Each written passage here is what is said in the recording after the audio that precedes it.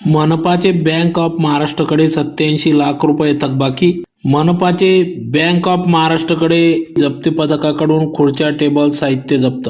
गल्ली नंबर 4 मधील bank of Maharashtra या बँकेकडे 98 लाखांची थकबाकी असल्याने आज महापालिकेचे जप्ती पथक बँकेत धडकले। वारंवार नोटीस देऊन देखील बँकेने दाद न दिल्याने मनपा पथकाने बँकेला सील ठोकण्याची तयारीत होते।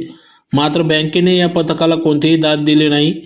शिवाय पथकाला उपायुक्तांसह वसुली अधीक्षकांना 2 ते 3 तास ताटकळत ठेवले। अखेर महापालिकेच्या जप्ती पथकाने बँकेतील खुर्च्या व बाकडे जप्त करण्याची कारवाई केली। गल्ली नंबर 4 मधील राजवाडे संशोधन मंडळाची इमारत असून त्यात बँक ऑफ महाराष्ट्र शाखा कार्यरत आहे। या बँकेकडे सुमारे 5 ते 6 वर्षाची एकूण 97,90,857 रुपये इतकी थकबाकी असून थकबाकी वसुलीसाठी महापालिकेकडून गेल्या 2 ते 3 वर्षापासून वारंवार नोटिसा बजावल्या जात आहेत। गेल्याच वर्षी बँकेने पैसे भरण्याबाबत लेखी आश्वासन दिले होते, तरी देखील बँकेने कराचा भरणा केला नाही। त्यामुळे आज महापालिके वसुली अधिकारी महापालिकेचे अधीक्षक शिरीष जाधव, निरीक्षक अनिल सोडके, पंकज मोठे, सतीश जाधव, सचिन पवार, पप्पू वराडे, अशोक मंगेकर आदी पथक बँकेला सील ठोकण्यासाठी गेले असता सुरुवातीला मनपाच्या पथकाने बँकेच्या मॅनेजरला थकबाकी भरण्याची सांगितले असता त्या ठिकाणी शास्ती माफ करून 42 लाख रुपये 73,939 रुपयाचा धनादेश वसुली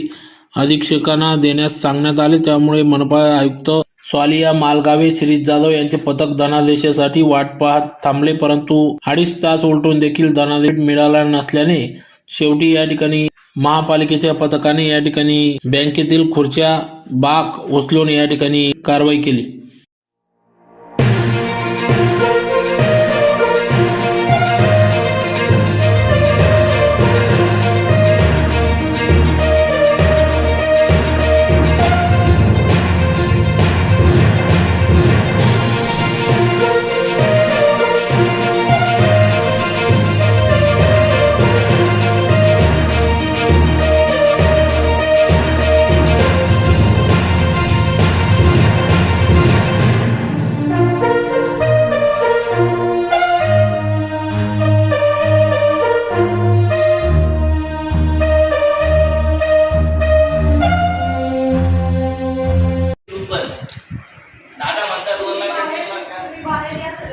आम्हाला सील करू द्या, पण नंतर तुमचे काय पोहोचले झाले करत बसत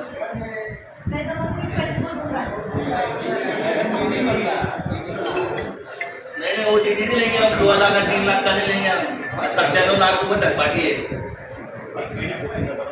जब तुम 3 लाख रुपए का चेक करते साल भर क्या करते तुम? अरे साल भर क्या करते तुमने लिख के दिया ना, तुमने लिख के दिए ना, लिखी तुमने लिख के दिए। जब तो तुम कितने रावना कर रहे थे जब बोलने के लिए, कितने रावना कर रहे थे जब बोलने के लिए तुम कि भाई बोल दो, हम भरना नहीं अगले महीने में, अगला महीना तो गया, पूरा साल चले गया, वो भी 1 रुपया भरा नहीं आपने। नहीं तुम्हारे हाथ में नहीं तो काय तो तुम ये करके भी तुमने बोलने को नहीं चाहिए ना। अभी भी तुमने क्या करा, मुझे 1 घंटा 2 घंटा बैठा खेलता और बोले पत्र दो, पत्र लेके आया, वो भी मुझे आप बहुत मैं भर पैसा पूरा। तो तुम आप भी कर रहे ना माने के बाद में इतने दिन क्या कर रहे थे तुम? हमारा आदमी आया, नोटिस दिया, जब भी आदमी पत्र बजाया, साल भर से तो क्या हमारे तरफ नोटिस बना ये एकदम बोलो मुझे जबन के सबसे रह गया आपके नाम पे हमारे घर में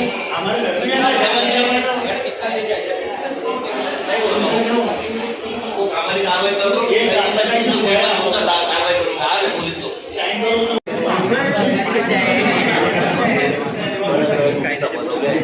त्यांनी आम्हाला लेखी दिलंय की आम्ही पुढच्या 1 महिन्यात भरतो असं, परंतु वर्ष होऊन गेलं, आज पावे तो 1 रुपयाची त्यांनी भरणा केलेला नाहीये।